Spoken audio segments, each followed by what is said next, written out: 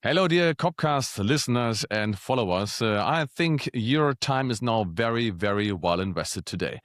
So today you will gain more insights regarding sales communication and how to get in touch with customers on the digital way. And I am very proud that we managed to invite a special guest today who is really very experienced when it comes to B2B communication and especially when it comes to digital communication with customers and decision makers.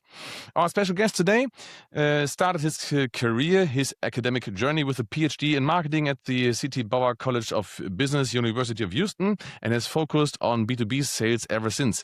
For more than a decade, he was a professor at Warwick Business School in Belgium before moving to the US as a professor and director of the Center of Professional Selling at Ball State University. Today, he is a professor of marketing and sales at ISEC School Management in Paris and conducts research at the intersection of digital transformation in sales, sales enablement, and customer value creation.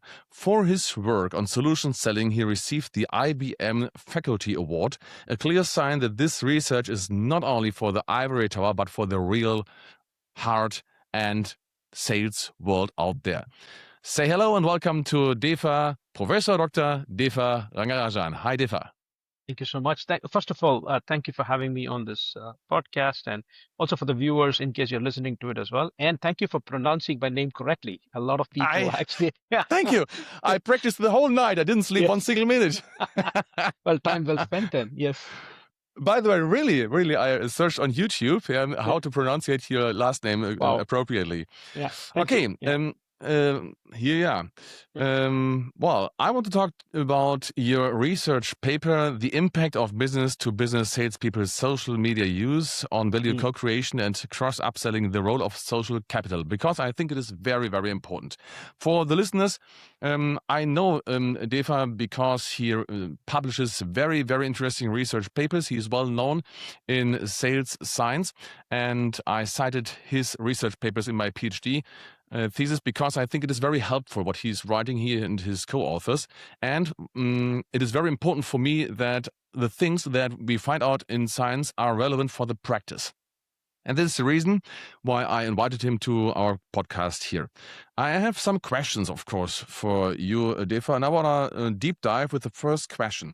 So, when we talk about social media use of salespersons, every single day I'm talking to salespersons, and the vast majority of them say, well, social media, yes, I have an account, for example, on LinkedIn, but I don't know exactly if it really makes sense to invest my time right over there. If you had to explain your study to a skeptical B2B sales leader briefly, how would you summarize it? Oh, it's a very, very difficult question. I think I can take the whole 2 hours talking about this, but okay, go ahead. No, let me actually tell you a little bit more about when I first heard about social media, because even though I have a PhD in marketing, my first degree was in mechanical engineering, right? You come to a mechanical engineer who's used to hard sciences and stuff like that, and you come and tell them about social media. You're probably thinking about Facebook, you're thinking about Twitter, and not necessarily in a business to business context, right? And essentially, what we have to try and understand here is that there are 3 levels. It's not just the fact that it's a salesperson using it, because there's a role for a sales manager and there's a role for your sales leaders, right? Now, but of course, all of this only is relevant if your customers are there. And that's where we begin our story, right? Your customers are not I'm talking about business to business. I'm not talking about B2C, because the B2C space is, you're going into live streaming and stuff like that, where people are salespeople and you can buy directly from a live stream that you have in more East Asia, Southeast Asia, and everything else. But we are now talking about a B2B space where buyers take longer to make a decision. Buyers are very, very risk averse. So they're not going to base themselves on something that, let's say, for example, Stephan as a salesperson posts on social media, right?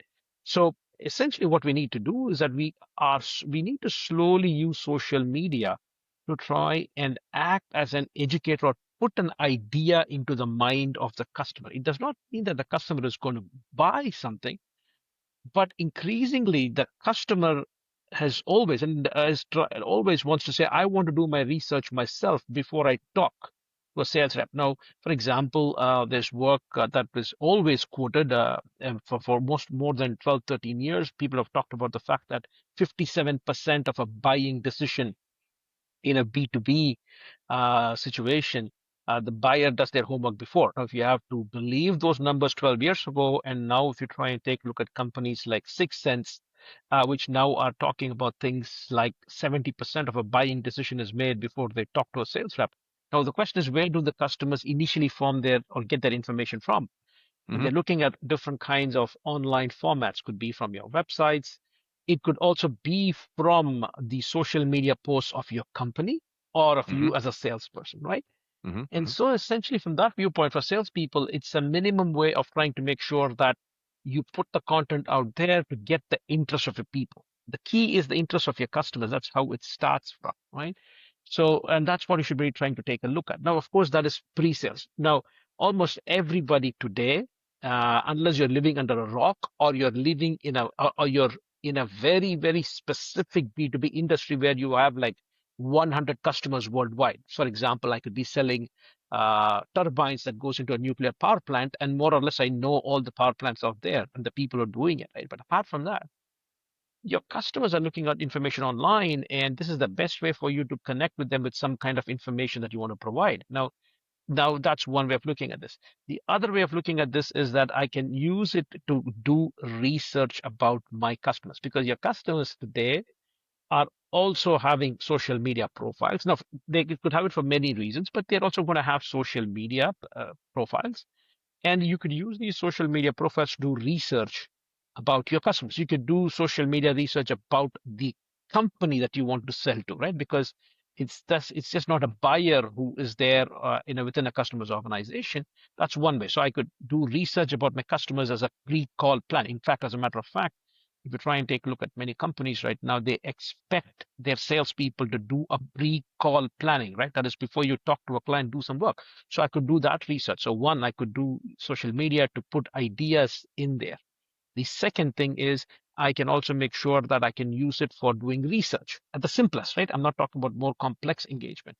The third thing is if your company is investing. So again, this is where it becomes if, because as a salesperson, your company might not be investing in social media. But if my company is investing, I could use tools like Crystal Knows, which then takes a look at the kind of posts that your counter person in the other side, what kind of information are they posting? And based on that, what kind of profiles do they have? And you can also start targeted messaging based on the people. So at the minimum, these are the kind of things that you could do, right? Now, of course, we can also do this if I have a customer who's already purchased. So now one of the most difficult things for salespeople is to follow up with all of their customers to upsell and cross-sell, because essentially you go to one client, maybe you close a deal, and then your expectation from your organization is to try to go get more business, right? But you're trying to bring in more customers. But what if I can have content provided to me by my company and I start putting that information online so that I could also service my customers post sale? In fact, in the research that we talk about, we also talk about using social media to talk about servicing the customer, saying that, hey, here is a hack about how using our products the right way could lead to increased productivity, right? So that's again talking about this. And then you can also talk about newer products, extension, upsell, cross sell. So you could use it for a variety of purposes, and you'll see that different salespeople use it differently given the nature of their offering. This is the minimum, by the way. You can also do analytics. You can also try and use it to build your personal brand. Now that's the next level. So what I mean by next level is if Stephan is a salesperson, wants to build his personal brand, then essentially it's just not posting something that my company asks me to post. It's where Stephan posts something, gives his opinion on it, then looks at the comments of the other people and then responds to that. So you're very proactive. And then what you then do is that the way the LinkedIn algorithm works is that the more you post, the more you respond, the more you get into the fields of people, and you're creating awareness as well, right? So that's Zain from the viewpoint. So it's a long answer, but it's nothing is simple anymore, Stefan. Everything has become Absolutely. more complex. And what a salesperson has to do is Any one of these things, either to gain the attention of a prospect or to build your personal brand or to do research about your customers, any one of these by itself should be motivation for salespeople to use social media, right? No customer is going to buy from it, but at least getting the interest. Yeah. What do you think is the message of the salesperson? If you're saying now the customer already has, and I think this is nothing new, we already know that, you know that, and I think the most of our customers and our followers know that as well, that approximately 75% of the journey is already gone by the customer before the first contact to the rep appears. So what happens now if the customer makes his own research and the customer maybe after the salesperson tried to acquire this decision maker? The decision maker wants to gather some information about the company and about the salesperson. And if the salesperson does not even have a social media profile, which message does this salesperson send? See, there's a couple of things out here, Stefan. The question, of course, is what is it that the salesperson is selling? The assumption here is that the salesperson is the most important person here, right? Now, the salesperson becomes the most important person when the company that is selling a particular product or a solution does not have many points of differentiation between itself and the competitors. Does it make sense? So now, Yes, of course. if I'm buying from, let's say, for example, a compressor from a company called Atlas Copco, right? Atlas Copco's one of its big competitors is a company called Kaiser, right? In terms of the products and services, both of them can be almost comparable. So for the buyer who knows what they're looking for. Now, when it looks like both the kind of products and services are the same, they're going to turn to the salesperson that they probably trust the more. So in those instances where you need that point of differentiation, then having a strong social media presence, not just being present, but by talking about content, by talking about how you are helping other customers, by showcasing your knowledge, you are creating that point of differentiation. And the key aspect, Stefan, is just because a customer is looking for research online does not necessarily mean they're right about it. They're experts on it, right? They're just doing it so that they get a balance of power on their side, saying that as a salesperson, you're not going to come and tell me anything new. And we have to understand the dynamics of why a buyer is doing homework online, because essentially, for the longest time, the purpose of the salesperson is to wow the customer, right? Saying, you did not think about this, and this is how I'm going to create value for you. But we say knowledge is power, right? But by trying to gain the knowledge themselves, the customer is saying that, yeah, you're not telling me anything new. If you're not telling me anything new, you're not bringing in additional value. If you're not bringing in additional value, I'm going to push you on terms and conditions and price. Absolutely. So it's a question of the whole idea of information asymmetry, right? And here is why it's very, very important for the audience, depending upon what age group they are. When I started my career in sales, Stefan, right, internet was just kicking off, right? The customer had to rely on the salesperson to come and give them information about the product. So the salesperson controlled that information. So you have this information asymmetry, saying that the salespeople control that information that buyers have access to. Right? Either your salesperson or your competitors, right? But the idea is, but what happened? 2006 was a defining year where everything literally went on the cloud. So now the customers had access to a lot of information. And so if you're not active on social media, I'm not saying that you not get it, because you could be not active on social media, but if your company has a fantastic product, you could still get away with it. But when you have competition, when the customer is doing their homework, the fact that you can use those social media to try and showcase yourself as a trusted advisor, as a knowledgeable person, then all things being equal, the salesperson who has this kind of the kind of who portrays that they're more knowledgeable is more likely to be seen as a person who knows what they're talking about.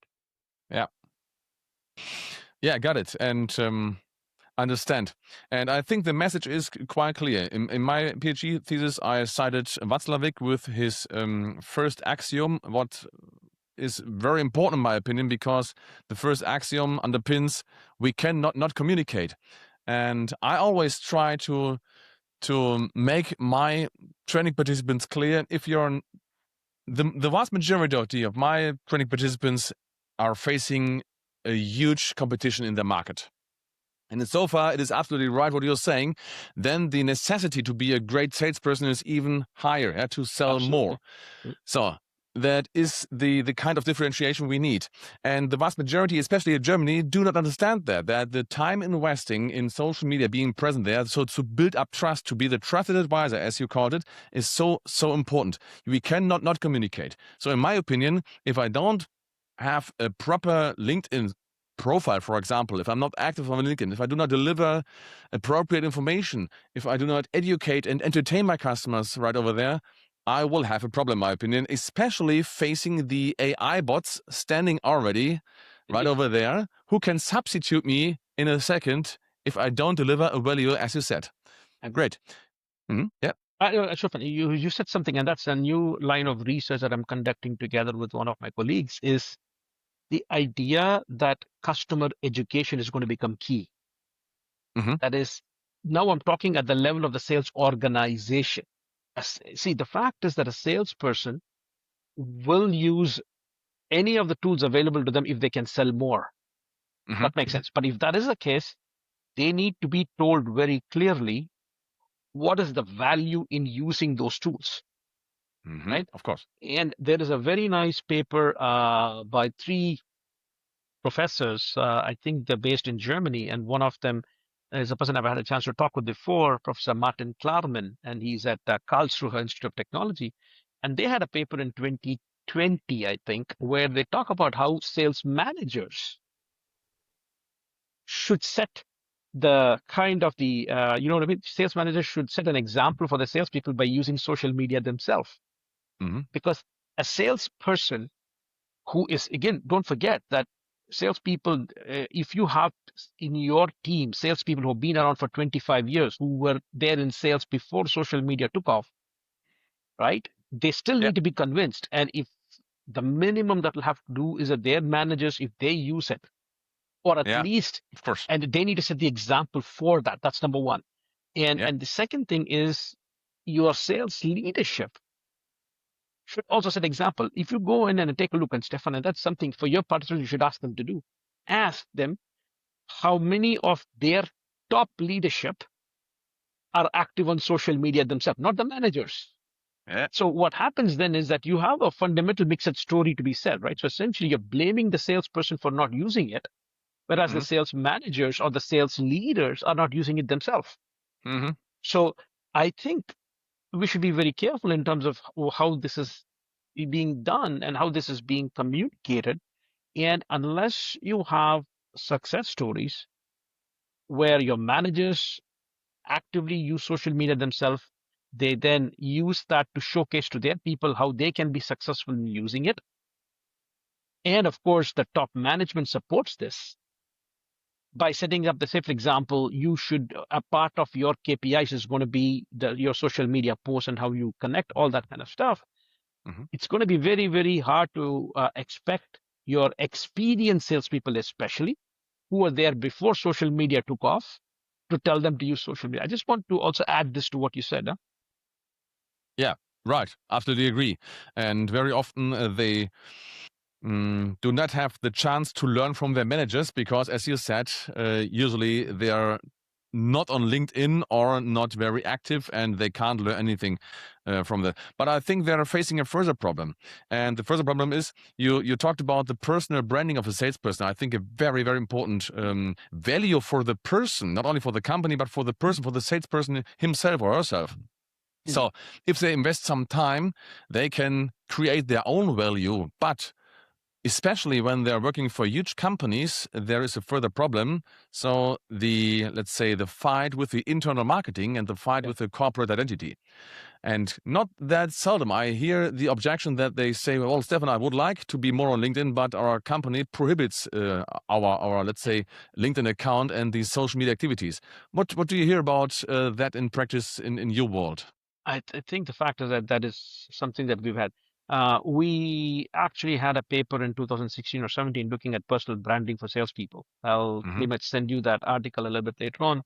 And you're absolutely correct, right? So essentially, what you have is that, again, that goes back to my earlier point, is if my company says you cannot do it on social media, you cannot be active on social media, for instance, right? Or you should not build a personal brand. That I think is very, very short-sighted in many companies as well. Now, the question is, what can be said or not said on social media? Because that's what most companies are afraid about. It's not like they might have an issue if you're using social media to talk about your products, or if you're talking about your success stories of how you're able to help a client. Of course, you should also be very, very careful in making sure that if you're going to use the name of a client, that it has gone through all the checks and balances within your company, right? You can just be very neutral, just like a white paper does, right?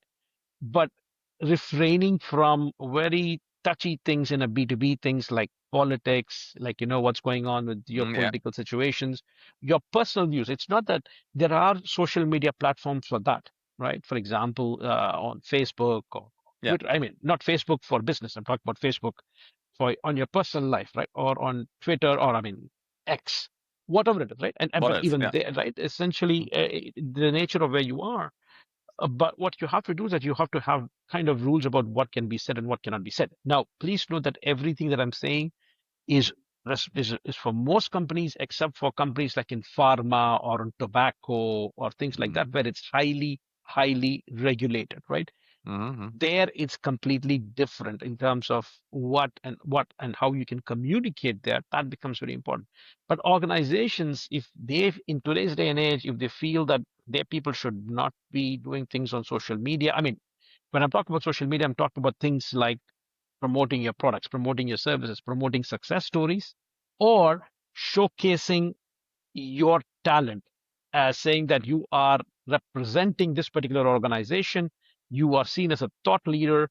Many industry meetings they call you, then you are associated with the brand. Now, there are instances where the person becomes bigger than the company brand. That typically happens when, say, for example, you're working for smaller companies where the company is smaller, but the person becomes so well known that the person themselves becomes much bigger than the company, which is struggling to keep pace with what that individual is doing. At which point in time, I've heard situations where that person goes out and becomes an independent consultant, right? But barring that, I think common sense should prevail. But most of the time, this happens because your top management or your middle management has not used social media the right way themselves, right? Yeah. Yeah, I agree. So in the paper, you're talking about some hypotheses, and I found it very interesting. One of them is not supported by the data you found out here. The first hypothesis is salesperson's social media use is positively related to a salesperson's market knowledge. Seems to be obvious. Do you have anything to add or to explain something regarding this hypothesis? No, I think this hypothesis is the idea is that I'm using this for market knowledge, right? I'm using this for, again, you have to be careful in terms of saying, anytime when we write our paper, and again, Stephan, you must have found this out in your research too, right? The findings are relatable to the sample that took part in your research, right? There could always be outliers. There could be always the other situations as well. What we're saying to the large extent is what we're looking at is the reason why we use social media is to do research, right? And the research could be about what your customers are doing, what your competition is doing, and everything else as well. So it's not surprising because market means so many things, right? The idea is that I could use that. And I think with ChatGPT, again, you can also do a lot more wonderful things. The only thing you have to be careful is using a combination of data from how ChatGPT or large language models can compile that information, check that information, you could use it as well. So that's not surprising there, no. What surprised me is that your hypothesis 3 is not supported by the data. You said salesperson's social media use is positively related to salesperson's networking. This was the hypothesis, but it is not supported by the data. How do you explain that? For me, the question is, how do you use social media, right? If I'm just using, for example, see, that's not there because when we do a survey, we cannot ask a lot of reasons what's happening, right? We only get a sample of people taking part in the survey. Yeah. The one possible reason why that could not have happened is the fact that if my salesperson builds a network, let's say, for example, and I don't post content, or I only repost the content from my company without necessarily adding anything to it. Or if I'm there, I connect with Stephan and immediately I use it to build a network. But as soon as I send a message to Stephan to connect, and then send you an email, hey, do you want to actually buy something from me, right? So essentially, the wrong usage could lead to so many things that we could not ask that in the questionnaire, but it could very well be that just using social media and again, to try and build a network. And this is pretty much what it is, right? That this is also something that I hear a lot, saying that I use social media to do research. I use social media post sale, but when it comes to actually building networks, I do not know how to use it. The belief is also that once I am in talking to a client, social media use does not matter. Yeah, I got it. That could be see, these are, we can only speculate on the reasons, but that's what I hear when I talk to a lot of companies, which says that the purpose of using the social media is to either get my people interested to go in, right? So now if you try and take a look at things like inbound marketing could be, I post something that says, hey, here is a on social media, LinkedIn, and I say, hey, here's a very cool white paper that my company has worked on that shows how using our solutions help a potential customer reduce their total cost of ownership. It's an existing example, right? So now what happens then is that you post it, and then essentially the customer clicks on it, and then what happens then is that the client is then routed to, or the prospect is then routed to a place where they have to download the content. They have to give that information. You're using it as a lead generation mechanism. So it works there. It becomes a lot harder when I have to convince a customer to choose my product over the others. That's where you talk about. So essentially in the kind of the pre-sales engagement process, it might work. But when you're talking about using the network during the sales process, it becomes a lot more harder. Yeah, got it. So let us assume now I would be a salesperson and listening to this podcast here. And now I'm listening to you and say, maybe I say to myself, it's not that bad and might make sense. And even if maybe this person reads your research paper, then he or she will find out that a salesperson value co-creation is positively related to cross and upselling. So I will sell more at the end of the day. And I always tell my participants that being on social media is not a sprint, but it's a marathon, because you have to, on the long run, you have to see the results, not in the short run. But what is a plan that really works? So let's assume that I would be a salesperson. Maybe I have a LinkedIn account. Maybe I have 200, 300, 400 followers. I have a picture on my profile site. That's the good news. But then nothing follows. Sometimes I repost a post from my company, but that's it. What would be an appropriate and pragmatic plan to apply? What are the most important 3 or 4 or 5 steps that I should go in order to reach the first good steps in social media, LinkedIn? Indeed. So the first and foremost I would talk about is, again, trying to build your network, right? So for example, I'll tell you very basic things first, and then we can go into a little bit more. One of the things that I see a lot is, let's say, for example, you post something, I like it.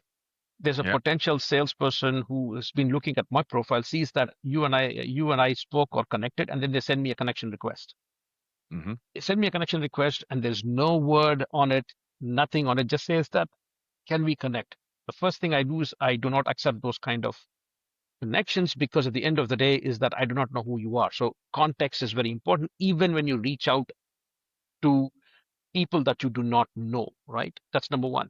The second thing, which I would always do, is that populate your social media profile very well, right? So essentially what you want to talk about yourself, what you want to talk about your company, and things like that. That is also very, very important. Now, when it comes to posting, right? When it comes to posting, I think it's very, very important that even when you repost, there is repost with comments.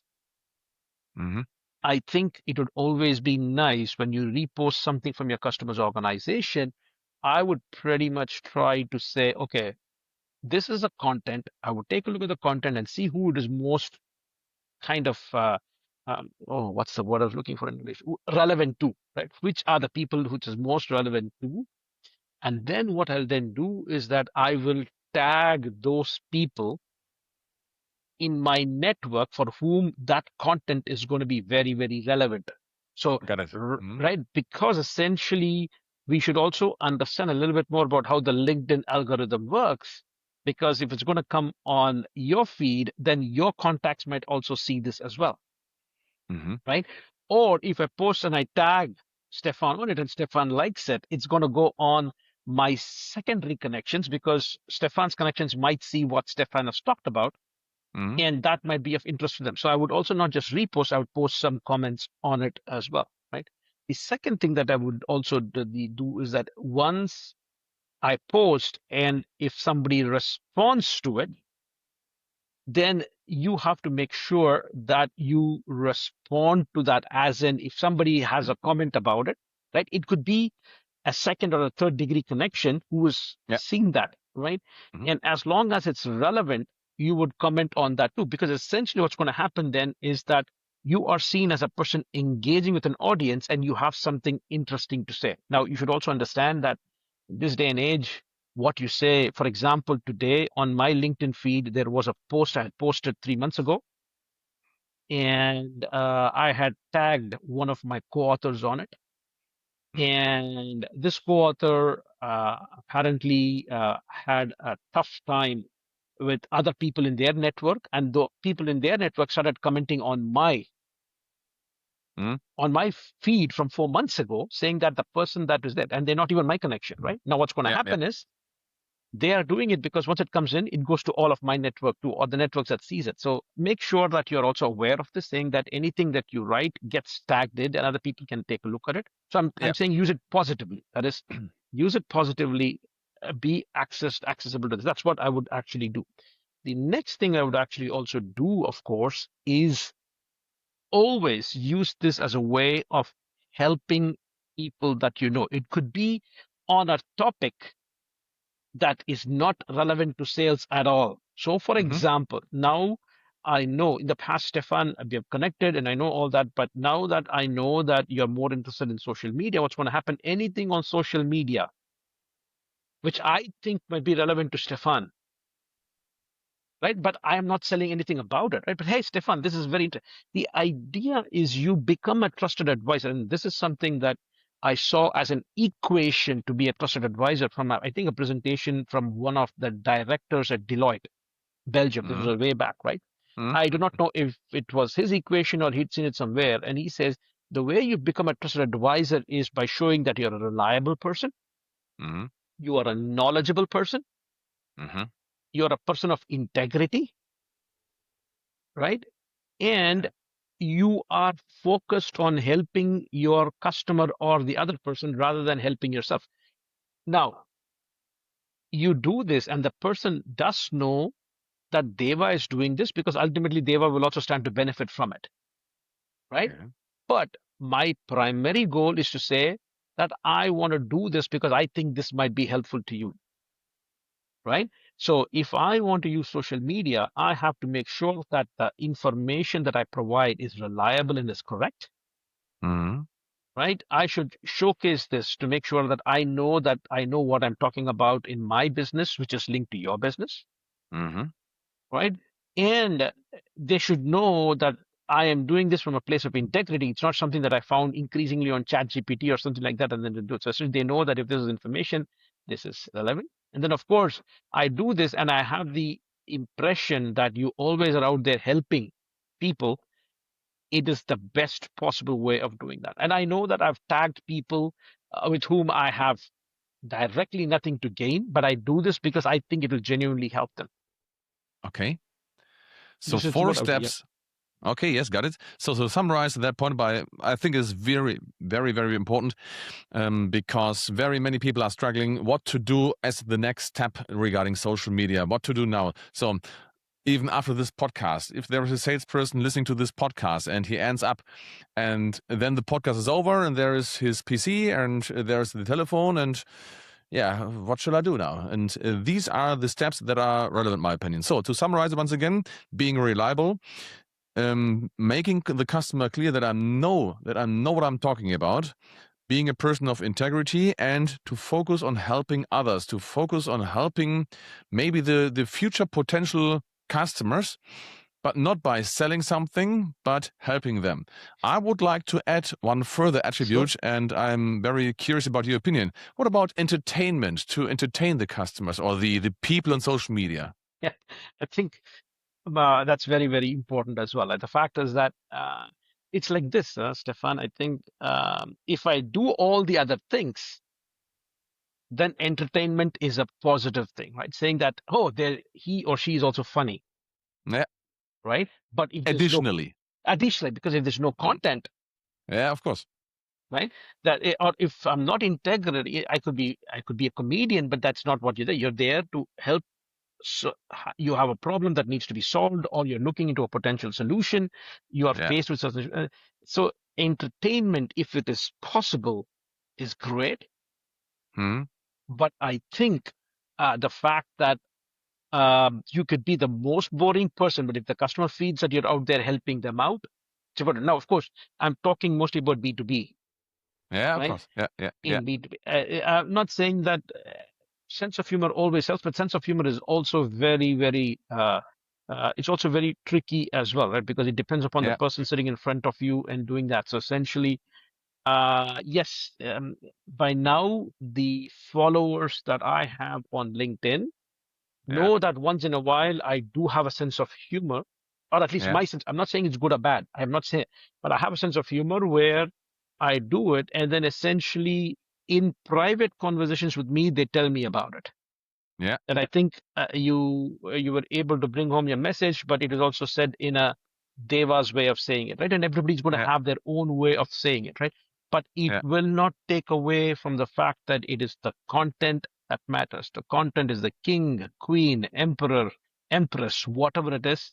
That for me is vital. yeah. Okay. Well, because I made this experience as well. So on the other hand, we always try to post content that relates to, for example, research papers in B2B sales science. And we see that the likes and the comments are way, way lower compared to those postings where I, Yeah. let's say, make a video when I go for a walk with the dog and talking about a really bad experience I made with a car dealer. Yeah. And if I'm talking about such stories that really have no content but are only entertainment, we have a way higher rate of interaction. And I always want to make my participants in the trainings clear that it is okay if those postings which, let's say, transfer some knowledge, do not have the reach. It is okay if you don't get that many likes, but it is so necessary that you make your community clear, hey, there is somebody who is really absolutely knowing what he's talking about. So I think the combination is important, isn't it? If you can. See, the fact is that, how do I put it like this? You could have 5 posts, 6 posts in a month. 4 of them are very serious, and one of them could be something that is funny, but hopefully linked to something that is of value. Again, the social media platform also becomes important, right?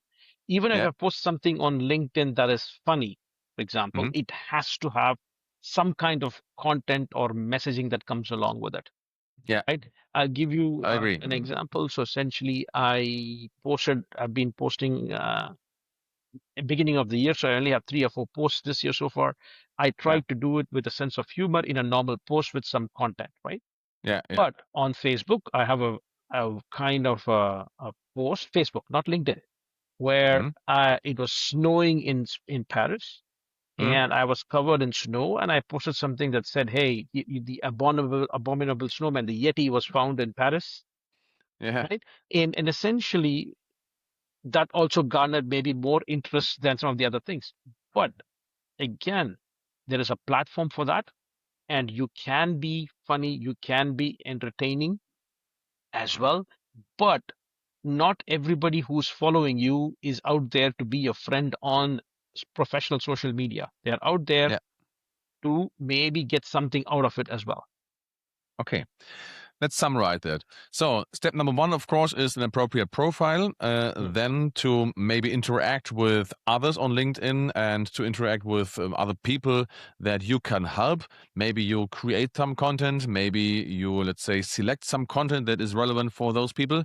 And when we come to posting, so there's another burden, in my opinion, that the salespeople are facing. So what to post, when to post, which content formats? Shall I make a video? If yes, how to do that? Shall I write some text?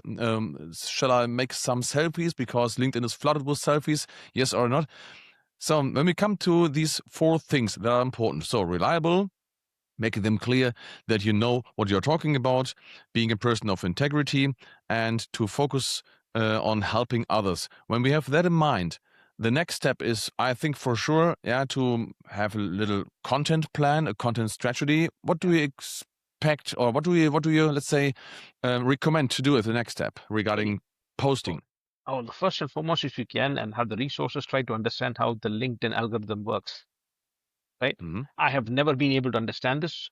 For example, apparently right now from what I hear is that apparently short videos get more views than I remember a time when they said you have to write lengthy posts. Even the LinkedIn Mm-hmm. algorithm keeps changing because they don't want you to maybe crack it. And essentially, or because advances in technology is happening at a much faster pace than you can keep track of. That's number one. Second thing is, unless you are in a business where I know that by posting that I'm going to make a sale, you should also understand that this is just one medium, Mm-hmm. that I have to also do that as well. I have to also have other ways, keeping in mind that they should not be a distraction, because there's research that says that being too active on social media can be a distraction. So, for Yeah. example, Mm-hmm. right? So that's again something that you would do. And for me, it's happened in the past, and it's very, very hard not to take part, seeing how many people liked it.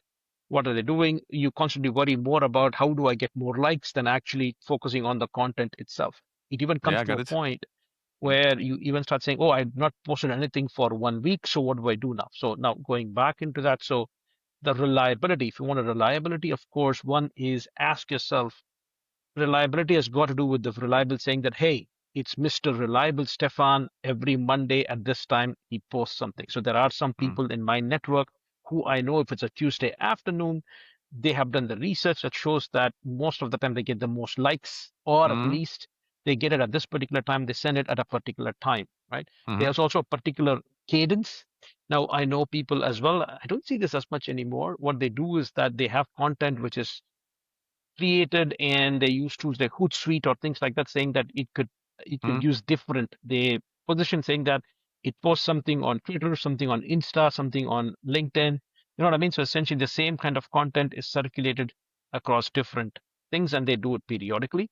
Some people I know also set it up in such a way that every cadence, maybe every 2 months or 3 months, the same content comes in if you don't have that much content, right? So the Mm-hmm. reliability is got to do with the reliability of when it comes out, as against the reliability of whether the content is good or not, is the information that you provide. They're two different things. So one is reliability. So you have to say, what is the cadence I need to do? The second thing is, what is the nature of the content itself, right? That's what it is. Then you'll also have to know, when I do this, is I should know what is the right kind of uh, combination of media plus posts or whatever it is, according to the LinkedIn algorithm that's there at that point. I'm saying LinkedIn mostly because that's where you have the professional aspect of it as well. And so right now, the last my video that I posted was actually a video. In the past, I've never necessarily posted a lot of videos. The videos I've posted are like interviews that we've done, like this. I've done my own interviews. So, but then now looking into the possibility of shooting these short, less than 1 minute videos or 30-second videos, where the idea is apparently with people's attention spans going down and people not willing to read as much. So essentially what you see right now is that I'm also looking into the kind of content, but the idea is to make that content again relatable, right? So again, that's something, but do understand that I'm a professor and I have a little bit more time on my hand rather than a working sales professional Mm-hmm. Mm-hmm. who might not necessarily have the time to do that all the time, right? The third thing is I know exactly for the kind of content who I should tag. So I'm not going to make all posts and tag everybody. It has to be relevant to the people that I will be talking about, for whom this might be relevant as well, right? That's what I do. I never talk, or I would recommend that you never again say something bad about an individual or bad about a company. You see what I mean? That's something that you would do. You would only talk about what you are, what you take away from a particular thing. If Yeah. I'm reposting somebody else's, which I do not repost a lot unless somebody asks me to. But when I repost it, I also have a quick summary of what there is so that if people they can also take a look at it as well. Mm-hmm. Okay, got it. Yeah. So now we come back again to the, let's say, usual day of a salesperson. And as you said, the usual salesperson does not have time, and they always have to decide which of my tasks are now not that relevant, so that I have 1 or 2 hours a week for social media. And so far, we have to find out a lean working process. And what I recommend is then regarding a content plan. A content plan sounds to be very complicated, but I think it helps to make a short Excel list or something like that to be clear about what are relevant topics, what could be interesting topics for my audience, and how do I combine laugh and learn. Not always laugh, yeah, and always learn, yeah, but this combination of laugh and learn, maybe in videos, maybe in text postings, maybe in pictures or something like that. And now we come to the daily business of a salesperson. So how to do that? How to get things done in that short period of time? Because as I said, let's say they have 40 hours a week, and to a certain extent they drive in their car. To a certain extent they make Teams calls, telephone calls, whatsoever. And there are 2 hours left for social media. So how to use this time the most efficient way? What do you think? Well, I have my thoughts. This is not based on research. This is based on what I think works, because this is a topic that would mean that I have to do more research on that, and that always usually takes time as well, right? Okay. One of the things I can tell you about what I hear, first of all, I don't see that many B2B salespeople doing what we just said. What I see are people who are content creators who do it, but for the most part, I still see only consultants. Right? They're salespeople too. Let me not take that away, because again, they are salespeople too, but who have more, what can I say? It could be like their marketing time, right? This is the time for their marketing spend as well. Absolutely. Right. So essentially that's what we have. I think if you are working in a company, I remember some time back when they said video is going to be the next big thing. And what we saw was that a lot of people there, I remember once sitting in a call, and this has been quite some time, but I think it's still that it matters. They say there are videos that are made from the heart and videos made from the mind. The videos made from the mind are the ones that are very clearly planned, like what we're talking right now. You're there in an audience with a mic and everything else. Then the videos of the heart, which gets more views, are the ones where you're walking a dog or you're strolling past something, and it's something that just comes to your mind and you talk about it, right? Now, from a pure sales perspective, right? And again, this is going to be made possible more and more with AI and stuff like that. Essentially, I have a call with a client, for example, and after the call with the client, I'm going to jump into my car, right? And now, how many videos these days do you find of consultants and people literally sitting in their car? They put the video on, and before they drive in, just like a 30 to 40 second, hey, here is something that I did. I went and talked to a particular client, don't name the client. These were some of the objections that they had, and this is what we talked about, right? So, by the way, if you're really smart about this, I can take that video, put it into AI, that becomes a visit report. Literally, it becomes your visit report that goes into my CRM system if necessary, right? So now the fact is that what you've done is you've created a video, you've created content that if you want, you can post it on social media, right? Of course, make sure that you check for if you've not made any information about your customers. But you can also double it as a visit report. Absolutely. Because again, it's because at the end of I'm talking of a salesperson, right? So essentially, and that is possible now with voice to text. Yeah. Right. So essentially, what we have, for example, is that if you take a look at, you spoke about one of my academic colleagues, Professor Johannes Habel, who was there in your previous mention.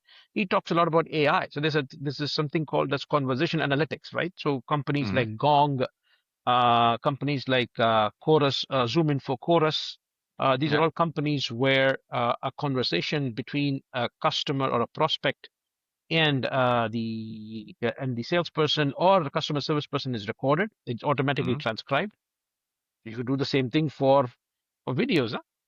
So the fact is that you can be very sure about this.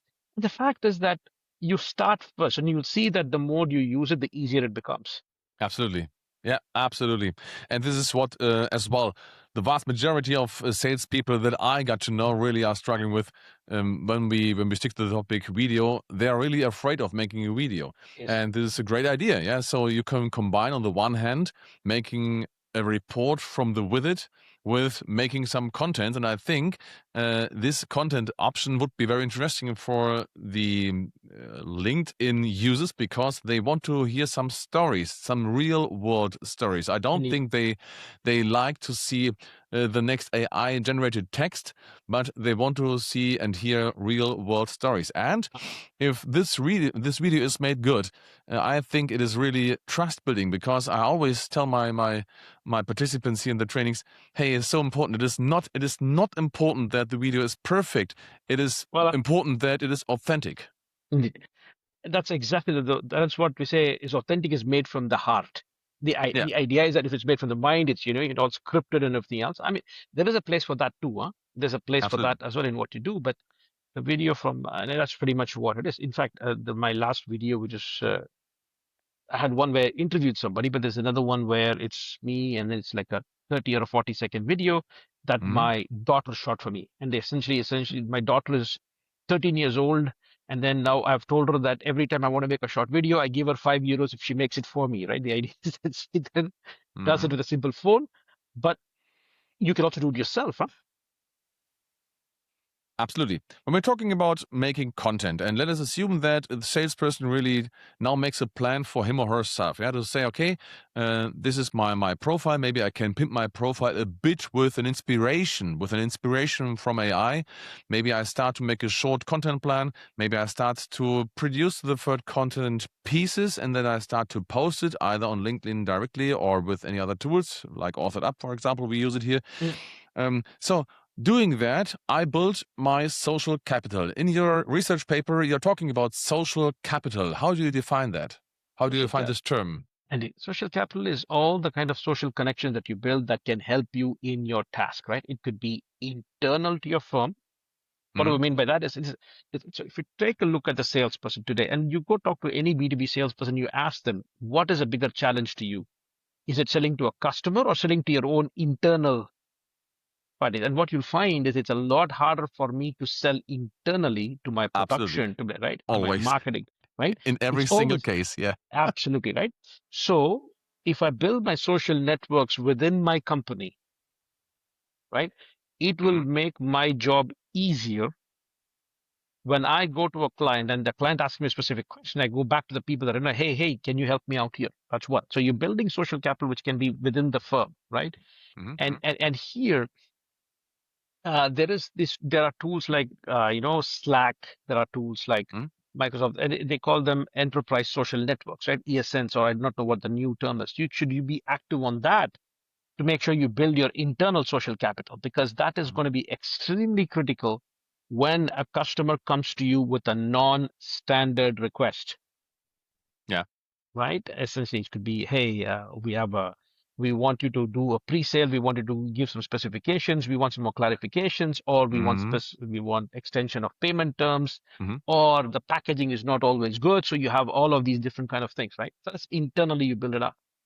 Externally, you build it up by, again, being a trusted advisor, by tagging people that you think could, you know what I mean?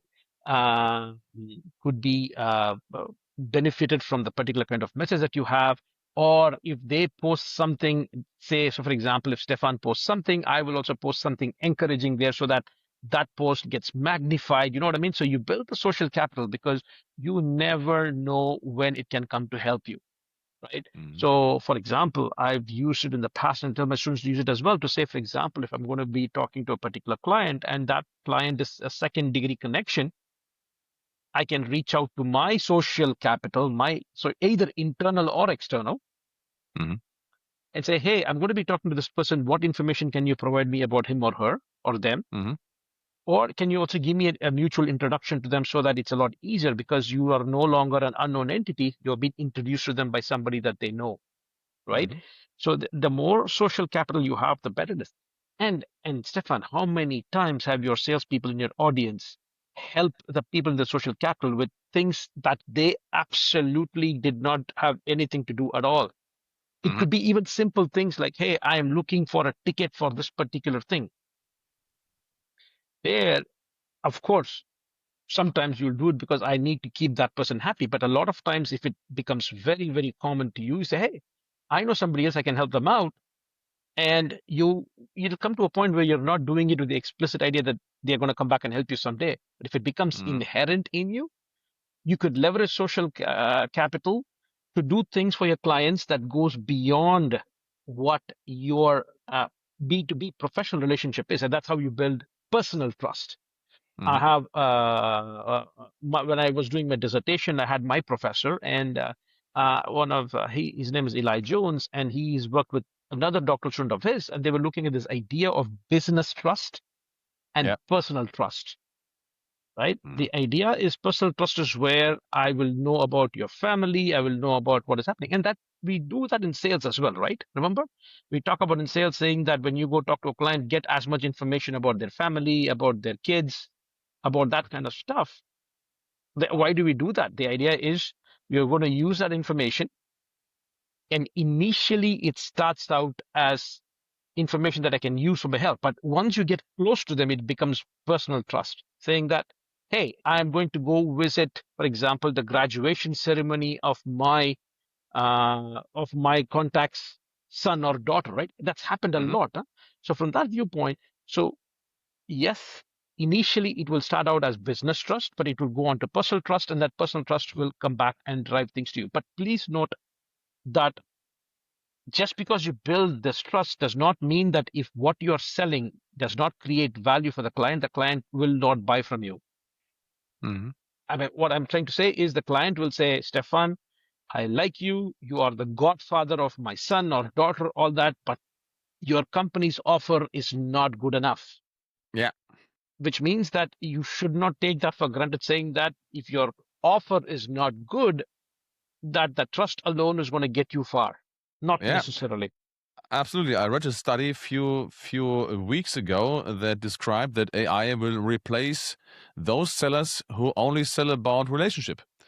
And of course, this is not enough. Yeah, you have to quantify the benefit for the customer. Absolutely. And you talk about the value co-creation that is so important. And so far, I think, of course, yes, it is a combination of several things. On the one hand, trust. On the other hand, being able to ask the right questions. If you build up the trust, you ask the right questions, and then to show the benefit. Well, regarding your study here, you interviewed 158 salespeople in the USA, if I got it right here. We surveyed. I think the fact was that most of the time in the survey, yeah. survey, Sorry, because interview is different because in interviews you get more detailed information. Surveys is you're restricted by the questions you have to ask. Yeah.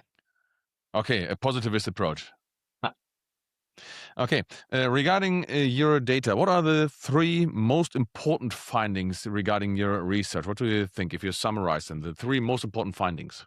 Oh, for my idea is that you should understand that is almost 4 or 5 years ago right now. When I do not know when it was accepted, when it came out in print. I think it came out in 2022. 22, right? So, but it was accepted in 2021. So essentially, so just to give you an idea, right? Okay. Our key takeaways from that is, since then also, I'm going to couch that with what I know today, because I think for your audience, it's just not about what happened in the past, because just because I studied something 4 years ago does not mean that it does not evolve, right? So essentially, I'm going to take the first finding for us was that, again, you should be using social media to build your capital, social capital, right? So it does not matter. I think while that paper was looking at external social capital, we are also saying that I want to extend that because we are now into a research project which is looking at internal social capital. That is, how do you build internal social capital as well?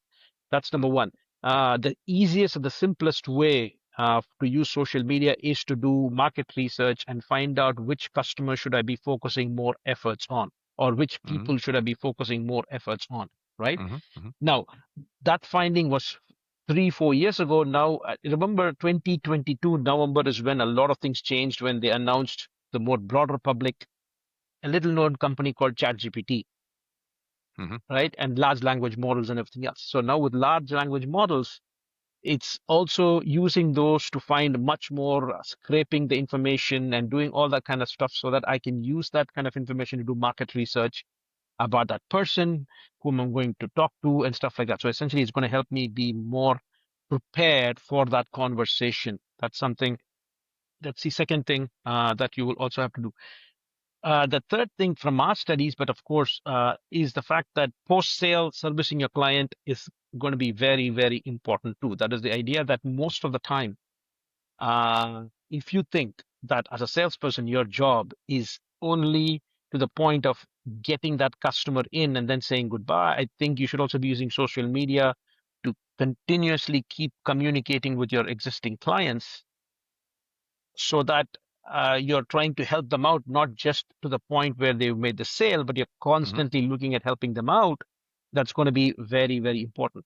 Now, during the sale itself, so the study that we did was what is called cross-section, right? It's at one point in time.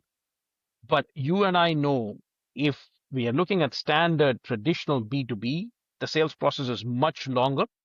Yeah. Which means that stakeholders come and go. So, for example, the other day I was talking to one of my ex-students, whose company is in a sales process that is around a sales cycle time of around 3 years. 3 years, no guarantee sale, right? Don't tell me that the sales process or the buying process is going to be linear. You're going to have new people coming in, new people going out, and stuff like that, right?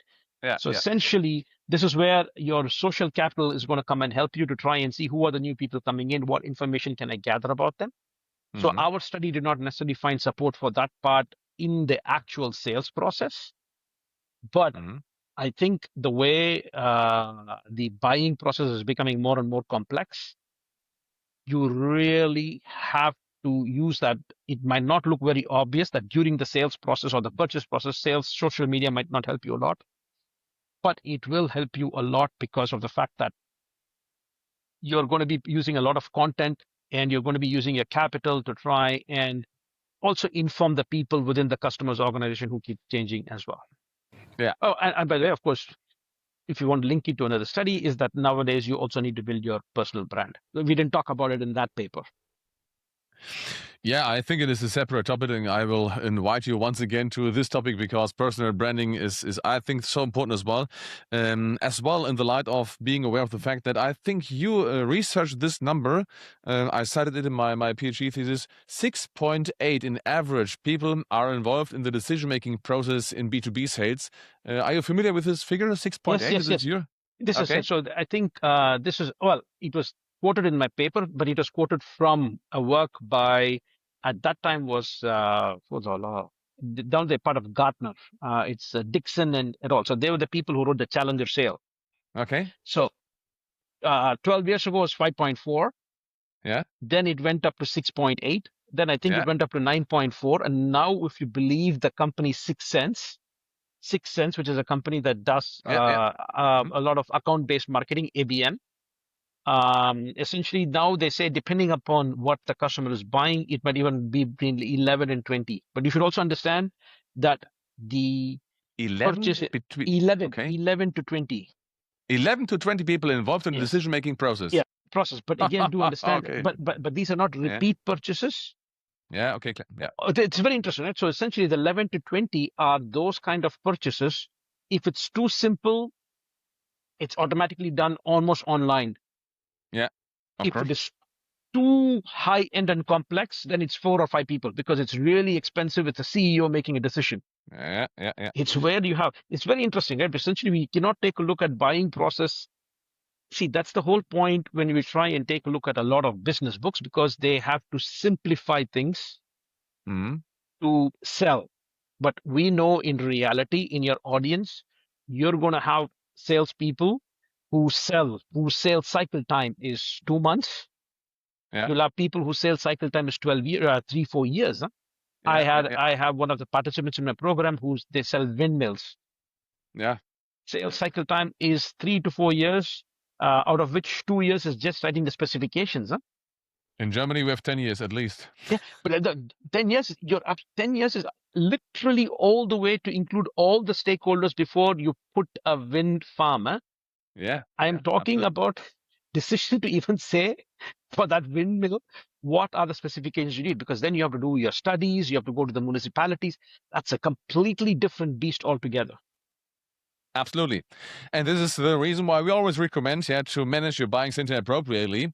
And as I said right to the beginning of this podcast, if one of these 6.8 or 11 or 20 people then searches for the salesperson online and do not find any profile, then you're communicating something. And what you communicate is not that positive. And so far, my recommendation is listen this podcast 1 or 2 or 3 times and make some notes and write the most important things down for you, dear podcast listeners, because I think there have been very, very many useful insights for you. And now it's up to you to applicate these findings into your practice. Not only listening, not only nodding, but doing is very important. And I think it's interesting you talk about this, Stephan, because now to my audience, what I say is, but I do not know where you put your podcast in, but mine in the past, when I used in the US, I just had a YouTube channel where I put the videos free of charge free for everybody. Okay. Even if you don't have the time, because the key is listen to it 3 or 4 times, but people say no. So what I tell my students sometimes is, if you're smart enough, you're tech savvy, take my video link, download it as an MP4 or an M4A file, put it into any kind of voice to text AI tools. Okay. You get a transcript, put that transcript on ChatGPT and ask for a shorter summary. So the fact is, with technology, it is possible, right? Yeah. So yesterday, for the first time, I had posted something about an interview I did with an academic. Okay. So what I did was, that was on YouTube, so it's there. But what I also did was I took that same YouTube video, put it on one of my AI note takers, and the note taker then literally summarized it. I went into it, edited it, and so what I have is my LinkedIn post was the summary of the article of the conversation. Yeah. And then, of course, I was told some time back that if you put on LinkedIn a YouTube or any podcast, that will take the audience away from the LinkedIn platform. Yeah. You will not get a lot of watches. Reach. So the algorithm reach. So that's why they say put it in the comment. So that's why you'll see a lot of us saying that. So what I do is, in that text, it's a lengthy text, and then you just summarize that content in case people don't have the patience to watch it. Yeah. Then in the comments, I put the link to the video. Great idea. Hey, I'm not the person who is very, very savvy on this, but I listen to other people. Yeah. And then I have to practice what I preach. Absolutely, yeah. And we have the tools. We only have to use them, especially today. There are so many things to save time and to summarize things. And usually it is already done. As you said, the AI note takers in Teams calls, for example, can be very, very helpful because especially in Germany, we like to talk very much. And sometimes the content is not that, let's say, helpful. And if you summarize these things, that can really save time. Deva, thank you very much. Yeah, you want to say something? No, one last thing is that literally you can do the same thing. If you, for those of you people in your audience, when you finish a call, when you finish a visit to a client, you come back and jump into call and record a video. You can send it to Microsoft Teams and maybe even get it transcribed in English.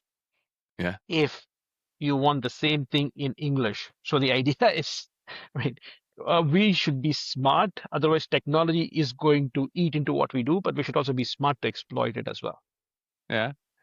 I think this is a further challenge for so many salespeople. There are so many tools out there that they do not know what to do because there are so many options.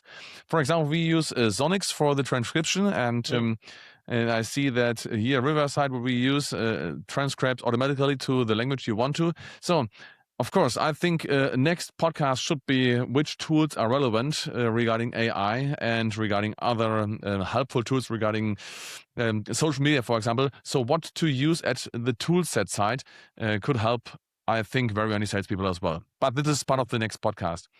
Stephan, thank you very much for your time, and thank you for this very, very many useful insights regarding LinkedIn and social media and what to do as a salesperson in order not to waste time, but to build up social capital at the end, to build up a higher, huger network and, of course, to sell more to satisfy customers. Do you have one last advice to our listeners? The fact is that do not expect social media to do all the work for you. You should still be doing what you're doing, but do not neglect social media. That's the only thing I'll say. Stephan, thank you very much and thumbs up for this episode here. Thank you. Thank you so much. Thank you again.